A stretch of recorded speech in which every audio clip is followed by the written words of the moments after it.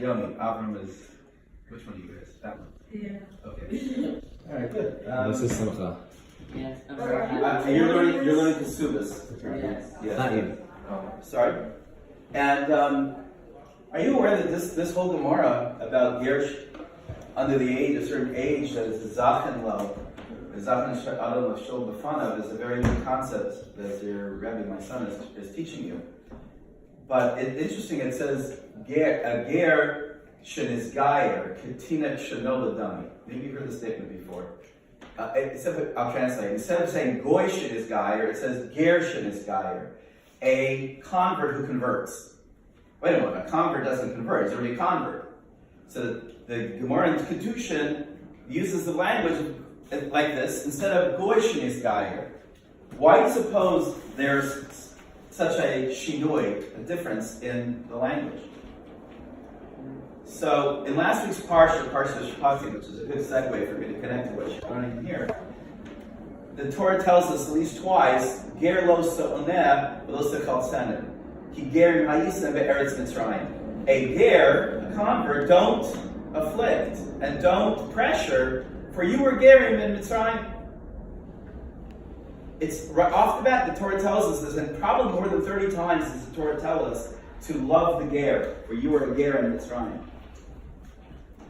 So one explanation to this is that you were a ger in Mitzrayim, you were a ger even before this. Because Avram Avinu wasn't called a ger. He and his wife Sarah came into Eretz Canaan, and they started a Megayer Gerim. They started bringing so many Yidden, or non-Jews, under the Konfet Shechina to become close to Hashem. And one of the I saw a beautiful thing in the Medrash Pliya. It's actually Pliya Satire. There's a sefer written by some Talmid Chacham up in upstate New York, and he wrote an amazing thing about this concept of a ger. He says that when Sarai Meinu finally gave birth after all these years, a lot of people were mocking this and said it's impossible that she could do this. So they started, all the other, some of the members of the nation started bringing their children to suckle by Sarai Meinu. This Medrash tells us, based on an obscure teaching, that all Gerim afterwards, who came afterward, were from descendants of these children who suckled from Sarai Meinu. Because they had connected to such a holy woman, Sarai Meinu, the first Jew, that they too became Jews. What happened along the way? Why do we see the Gerim even, getting back to the original question, why Gershon is Gayer, Katina Shenoladami, a Ger who converts is like a child who was born anew? Because there's an interesting other concept. In the Sefer Hasidim, a tribute to Rabbi Yehuda HaChassid, has nothing to do with Hasidim, which came much later. But this Sefer was written maybe 800 years ago. And the author writes an amazing, amazing concept. He says like this. He says there's a malach in Shemayim. When a neshama comes into the body, there's this repository of neshamas called guf. The Gemara in Yevamos and the Gemara in Avodah Zarah tells us, Ein Mashiach ben David ba ad sheyichla neshama shebeguf. Mashiach won't come until all of these neshamas are depleted from this place called guf in Shemayim, and they come into a body down here. Well, this malach, he's not supposed to make any mistakes, but sometimes, for some reason, a Jewish neshama comes into a Gentile baby who's gestating in its mother's womb. What happens to that situation where this Gentile soul came into a Jewish neshama came into a Gentile body? It grows up like a Gentile. But it has this urge to want to become Jewish, because really it was supposed to be Jewish. So that child will eventually, somehow later on, find its way back to Yiddishkeit. That's a ger sheniz gayer ketinik shenoladami. It's mamish like this ger. It's called because it was always Jewish. It just got lost somehow in some crazy spiritual way, but it was created to be Jewish initially, and so it's coming back to its source. So that's an interesting message. So now I'm going to ask a question in general. This is a fascinating thing if you think about it. I believe there's a lot of emes to this. This is the hashkafa part of this. I was just connecting to what my son was teaching you. I just thought about this as you were learning this. Why does the Torah, in last week's parsha and the parsha before it, tell us something which doesn't make any sense. It tells us to love the ger, ki gerim ha'is be'eretz Mitzrayim. Love Hashem, v'afte Hashem Elokecha v'chol levavecha v'chol nafshecha v'mevadecha. And it says v'afte l'recha kamocha, and love your neighbor as yourself. But does it anywhere in the Torah tells you v'afte es ahorim? You shall love your parents. Anyone? In Sarah's Dibras it says Kaveh Savichas. And then in Parshas, you made a hint from there. The truth of the matter is, if you look at Shulchan it doesn't tell us there's a mitzvah of loving your parent. Kaveh Savichas. Also, there's Yira. Ish es aviv v'imo tira'u. A person should fear or revere his mother and his father. But it never ever tells us in the Torah you should love your parent. So it doesn't tell us to love a parent, but it tells us to love a ger, to love your neighbor as yourself, and to love Hashem. So why? What's the anomaly here? Why doesn't the Torah teach us something which seems like, it's a big thing to love your parents? Anybody have an answer? Maybe because in making a child, 3 partners, a father, mother, and Hashem. So loving Hashem would include your father and mother. Nice answer. Beautiful answer. I heard that one before. That's a beautiful answer. So I'm going to go with something a little bit different. I'm going to give you, but that's a beautiful answer. If you'll notice something interesting, first of all, loving Hashem, we can't see Hashem, He can't be seen, but He's omniscient, omnipotent. We have this emunah belief that He made us, He made this world. He made us a Sharm, teaches about how the whole purpose of the person coming into the world is so Hashem can give them pleasure, but in the right way. So we should have this natural feeling of karas hatov, appreciation for God. To love a ger, to love the convert, because you were converts. So you have a point of reference. You were that too. You were that person. He's you. The half the rest of Kamocha, Rambam says, love your neighbor as yourself, because he is yourself. And then a Jew is just a different part of you. We just have different neshamas. We're all one group. We're all making one connection. However, the difference can be not hard to love a fellow Jew, even a difficult Jew. It's still, you can come to such a place. But to love a parent, like yourself, so to speak, or love a parent, that's a hard thing to do. It's one of the hardest mitzvahs of the entire Torah. Do you realize that? To keep Kaveh Savichas carries with it Yerichas Yami, length of days. That doesn't come for every mitzvah in the Torah. But it comes for this mitzvah if you honor your parent. But you're not commanded to love that parent. Because the Torah doesn't command you to do something which is too difficult to do.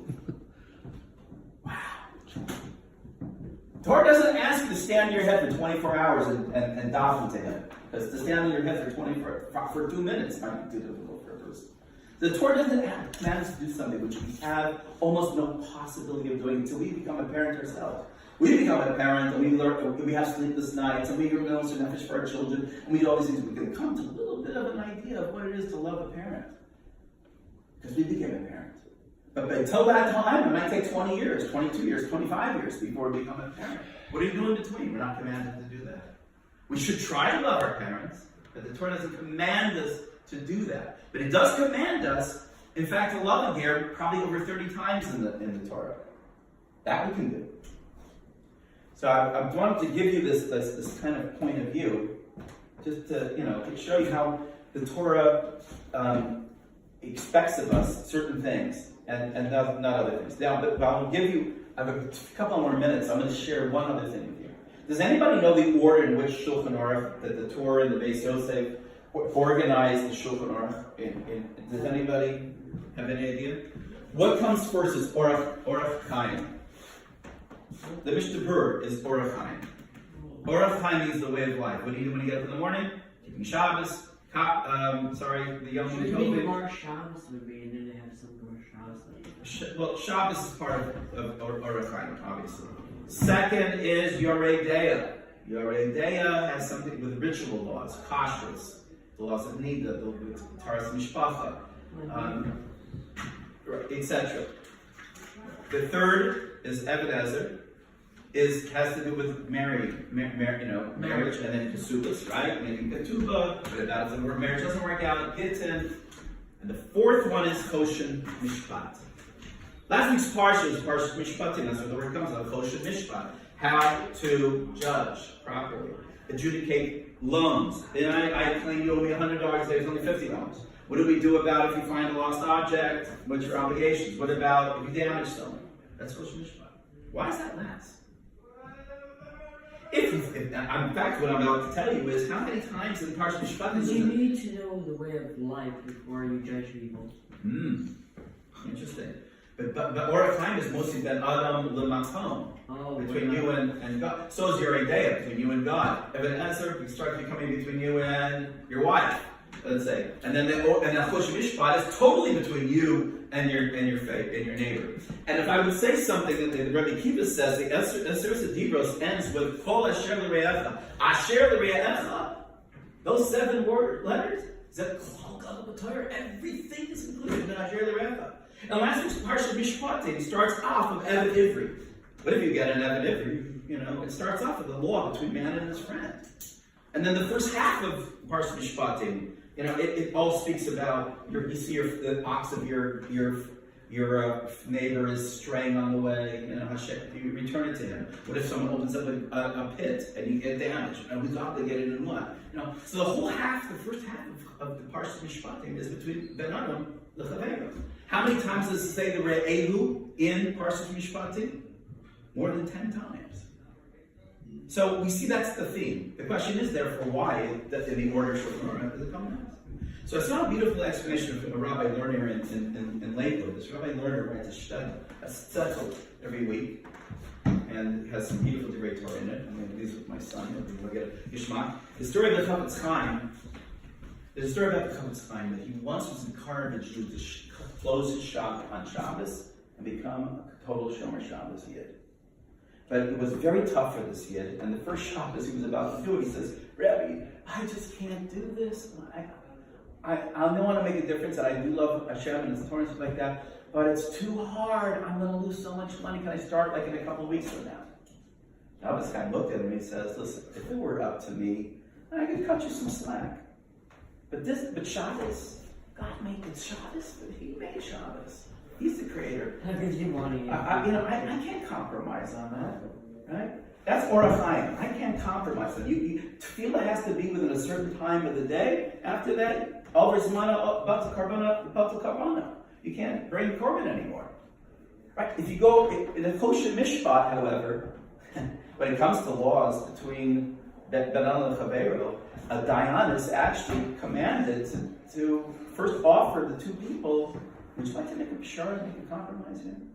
Or do you just want to go, din hanokia v'sahar? Do you want a judgment that just pierces the mountain like it was on Har Sinai?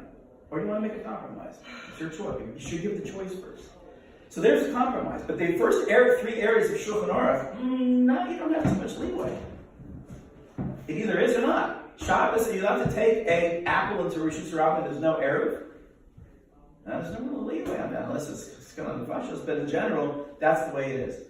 So this is the one explanation he gave, and it's illustrated with the story, is that there's certain ways where we can cut slack and certain times we can't cut slack. But when it comes to after the rest of Kamota, when it becomes Ben Adam L'Chaveiro, and a Dayan is there to bring shalom between two people, he always looks for Bishara. Because Bishara comes out to be shalom. Two people can't handle necessarily what the essential din is. The emphasis is too strong. But to make a compromise between Jews, promote shalom and Ben Adam L'Chaveiro. That's the Klal Gadol Torah. That's the thought I wanted to share with you. And thank you for my son for having me here and sharing a few moments with you.